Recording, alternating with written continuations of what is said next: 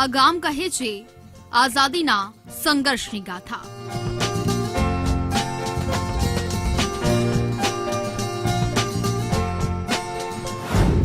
આ ભીતો નહીં, આ છે સંઘર્ષના ઇતિહાસના પાના।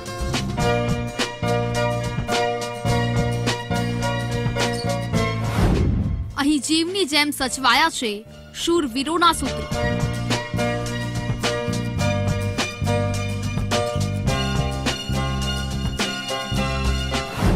વારસાના જતનની જહેમતને સલામ। આવી બધી પ્રવૃત્તિઓ બાદ આપણને ઘણા સંઘર્ષો બાદ આઝાદી મળી છે અને એનો વારસો સાચવી રાખવાનો છે। અમૂલ્ય ધરોહરને સાચવવાની કવાયત।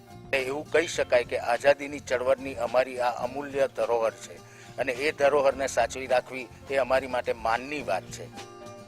હા, આ ગામ આઝાદીના સંઘર્ષોની અમૂલ્ય ધરોહર સાચવીને બેઠું છે। આપણે જ્યારે આઝાદીનો અમૃત મહોત્સવ ઉજવી રહ્યા છીએ ત્યારે આ ગામે સ્વાધીનતાના સંઘર્ષના ઇતિહાસને સાચવવા માટે પોતાના ઘરોની દિવાલો જાણે રાષ્ટ્રને સમર્પિત કરી દીધી છે। ટીવી સ્ક્રીન પર આપ જોઈ રહ્યા છો તે ગામનું નામ છે ભાદરણ। એક સમયે ગાયકવાડી સ્ટેટમાં આવતું અને મિની પેરિસ તરીકે પ્રસિદ્ધ થયેલું આણંદ જિલ્લાનું આ ગામ આઝાદીના ઇતિહાસના એક પ્રકરણને પોતાની શેરીઓમાં જીવંત રાખીને બેઠું છે। આ ગામની દિવાલો પર લખાયેલા સૂત્રો છેલ્લા 75 વર્ષથી નવી પેઢીને સ્વાધીનતાના સંગ્રામની ગાથા સંભળાવી રહ્યા છે। આઝાદીની ચળવળ દરમિયાન ક્રાંતિકારીઓએ ભાદરણ ગામના જાહેર માર્ગો પરના મકાનો પર હિન્દ છોડો, go back India, quit India જેવા અનેક ભીત સૂત્રો લખ્યા હતા, જે આઝાદીના 75 વર્ષના વહાણા વાઈ ગયા બાદ આજે પણ અમીટ છાપ બની રહ્યા છે। આઝાદીના સ્મરણો કદાચ તમે ઇતિહાસના પાને જોયા હશે, પરંતુ આણંદ જિલ્લાનું ભાદરણ એક એવું ગામ છે જે ગામમાં આજે પણ આઝાદીની ચળવળ વખતના સૂત્રો દિવાલો ઉપર હયાત છે। આપ જોઈ શકો છો મારી પાછળ દ્રશ્યોમાં કે આ એ સૂત્રો છે જે આઝાદીની ચળવળ દરમિયાન લખાયા હતા। કંઈ સેંકડો લોકોએ બલિદાન આપ્યું છે, ત્યારબાદ આપણને આઝાદી મળી છે। આઝાદી સસ્તામાં નથી મળી। ભાદરણ ગામે આ જ રીતે અનેક દિવાલો ઉપર આ રીતે આઝાદી સમયે જે આઝાદીની ચળવળ માટેના જે સૂત્રો હતા તે સૂત્રો જોવા મળી રહ્યા છે।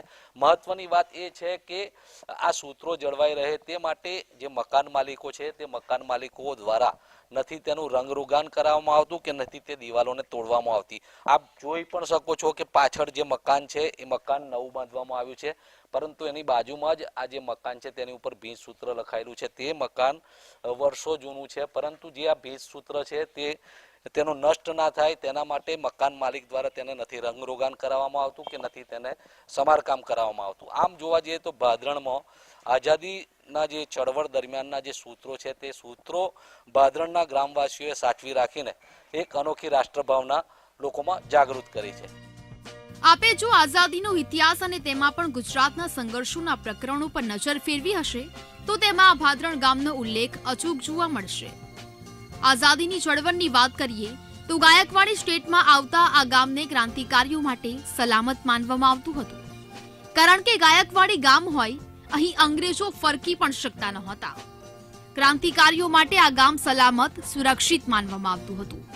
આઝાદીના સંઘર્ષમાં ભાદરણ ગામ સાથે આખો ઇતિહાસ જોડાયેલો છે, પરંતુ હવે દેશ ગુલામીમાંથી મુક્ત થઈ ગયો તેને 75 વર્ષ પસાર થઈ ગયા છે અને પ્રજા પણ ધીરે ધીરે બધું વિસરી જઈ રહી છે। ત્યારે આઝાદી માટે કેટલી કિંમત ચૂકવવી પડી હતી તે વાતથી યુવા પેઢીને અવગત કરવા માટે આ ગામ પ્રહરી બની રહ્યું છે। એટલે જ તો આ ગામના લોકો દ્વારા આઝાદીના સંગ્રામના સૂત્રોરૂપી સંભાળના આજે પણ ફ્રેમિંગ કરીને જાળવી રાખવામાં આવ્યા છે। મકાનોના માલિકો દ્વારા ભીત સૂત્રોના સંભાળના કાયમ રહે તે માટે મકાનોનું રિનોવેશન પણ કરવામાં આવતું નથી। આ 1942 ભારત છોડોની ચળવળ વખતનું છે। 75 વર્ષ આઝાદ થયે 75 વર્ષ થયા, પણ એની પહેલાંનું છે। આ મકાન મારું છે।